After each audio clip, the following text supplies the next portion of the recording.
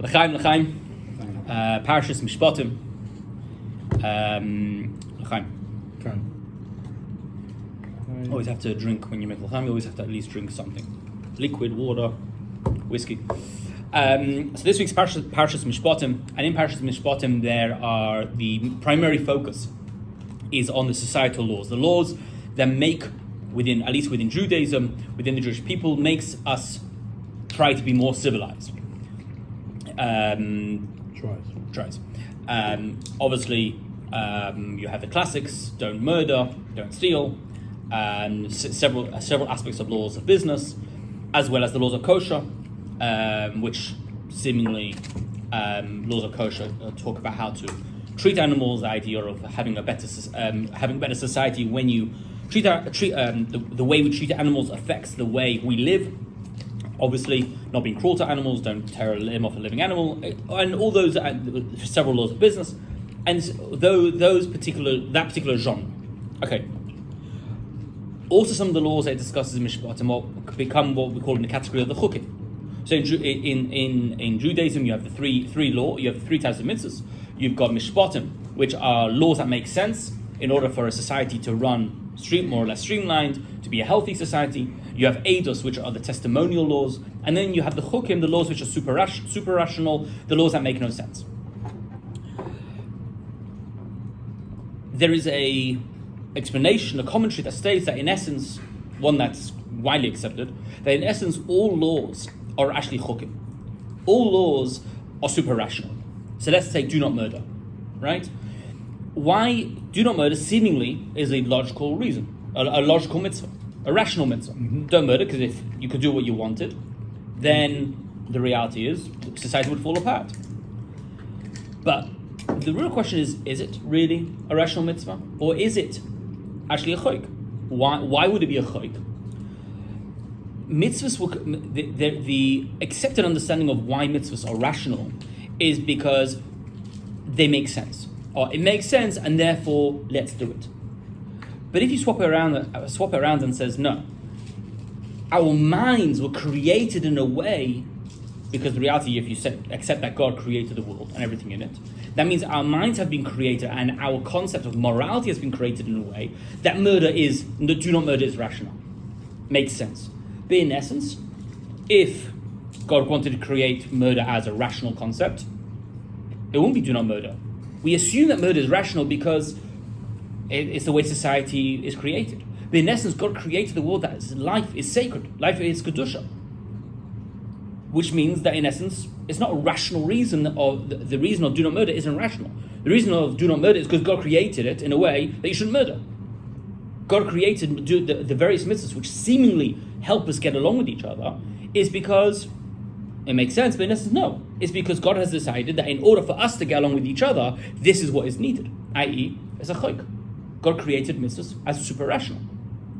Which brings us then to a bit of a issue, a bit of a paradox. First question is, why do we need different mitzvahs? Why do we need mitzvahs that have different categories?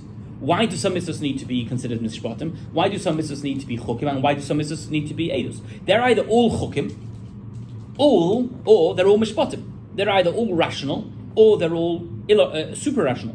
Why do we say some are super rational? Why do we call some mishpatim, some eidos, some chukim? It's either one or the other.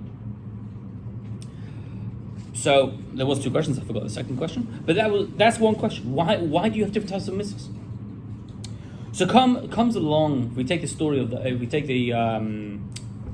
go to Pesach and the wise son. So the wise son comes along, and he's the one who effectively asks this question, and he says, "What is all these mitzvahs to you? Why do you have all these different types of mitzvahs in all the different ways with all the different laws? If they're super rational, if they're chukim, why do you need laws? It's super rational, just do it in any way. If they are not chukim, if they are not super rational, if they're rational questions, if they're rational, then why do we have the concept of chukim? Why do we have to have mitzvahs that we say, oh no, let's not try to understand that. Don't understand it. Even though it might make sense. Do not murder? No, Hashem says it. It's irrelevant why. Or do not murder.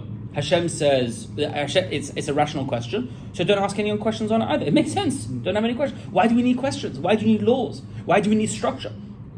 Either it's because it's society, makes sense, or it's a chayk, and therefore there's no it's irrelevant to why. So what do we say to the wise son, the chacham? We go into detail. We say, actually, no. The reason why we have laws is because this is what Hashem wants, and this is how we do it, and all the technicalities are associated with the mitzvahs. And that, in summary, is the answer to what the difference between the rationale, the mishpat, and the chukim. That, because at the end of the day, it's not about whether something is a mishpat or a chayk, because the sages say everything is a chayk. What's the difference? The difference is the which within this particular mishpat or a chayk, which aspect is the focus? They're all chukim, but is it a chayk that we should do our best to understand, or is it a chayk that we just leave alone?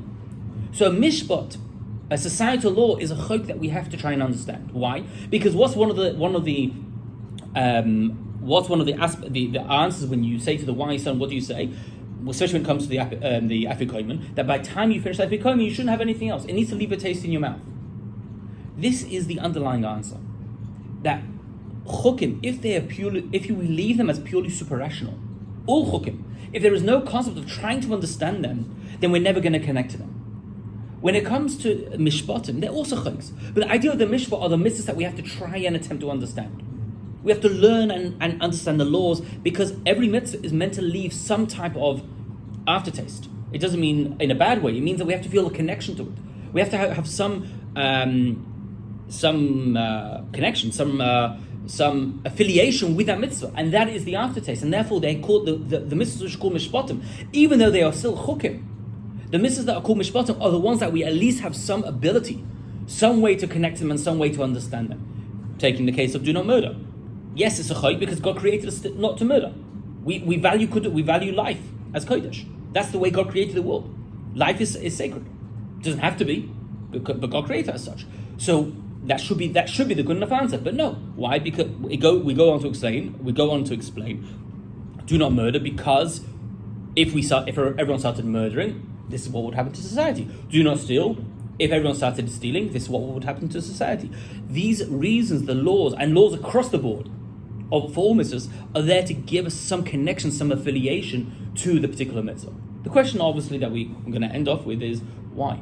Why is it necessary to have a connection to the mitzvahs? Why is it not enough to say, God says do the mitzvah, let's do the mitzvah? Why do we have to have reasons? Even if the reasons really are just superficial, whichever reason you go on, why?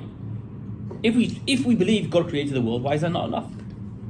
Because God created the Torah in our world, just like it says, Torah lo b'shmaim, Torah is not in heaven, Torah is down in this world, which means that the way God created the world is that we are connected. Humans by nature connect to the rationale. Humans by nature are able to. The motivation we have to keep on doing the mitzvahs, to stay connected to God, is when there is reasons. If we're going to live, just like when you have a child that asks questions, why do I have to do this? Why do I have to do this? Why are the rules like this? And you just say, because I said so. Okay. Eventually, the kids just come say, I'm not interested. Living a life where everything is about the chayk, because Hashem says it doesn't work. There's no motivation. For certain mitzvahs, yeah, sure, there's motivation. Keeping kosher, oh, God says. Keeping Shabbos, oh, God says. A paraduma, God says. But there are certain mitzvahs that it's not enough, because God says don't murder. Surely there must be more to it. So that is why we have mishpatim, because the reality is we are big children. God is our parent, we're the children. So therefore we have the concept of mishpatim, which are the mitzvahs that are explained. And just like Shlomo Melech attempted to bring about the paraduma, to explain in 300 mashalim, 300 different explanations, to try and explain the paraduma, he couldn't. So you could ask the same question: why is he trying to learn about the paraduma? Paraduma is the ultimate chayk. The red heifer is the ultimate chayk. Why was Shlomo Melech, King Solomon, trying to learn about it? Because as humans, our drive and our motivation is to understand. Because by understanding, by learning, we can absorb. And by absorbing, that is our motivation to stay connected. When you understand something, you have an affiliation, you connect to it. So l'chaim, even though the aspect of Judaism, the multiple aspects of Judaism and our connection to God is purely a chayk, purely super rational, with no real reason that we can understand, because God created the world in a way we couldn't understand, because God has a infinite intellect. Nonetheless, through education, through learning, through understanding, we hopefully can get a tiny glimmer and enhance our connection to our heritage, to our connection to spirituality, that should motivate us to enhance our lives, to inspire ourselves, to continue in the ways of our ancestors in 2023 in our lives on a daily basis. L'chaim, l'chaim.